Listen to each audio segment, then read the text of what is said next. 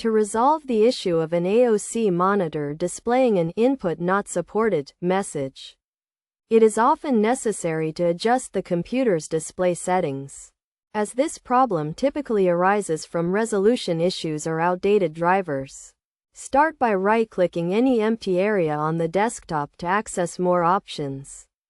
Then select the Display Settings option and navigate to the Scale and Layout section. Here, set the resolution to the recommended option and click the Keep Changes button in the resulting pop-up.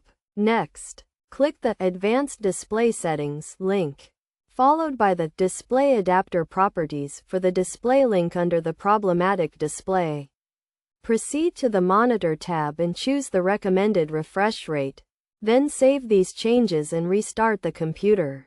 Additionally, updating the AOC monitor drivers is crucial. Visit the manufacturer's website, select the Drivers and Software option, and use the search bar to find the specific monitor model. Follow the instructions to download the drivers. Open the file on the computer, and follow the prompts. After restarting the computer to allow the changes to take effect, the issue should be resolved.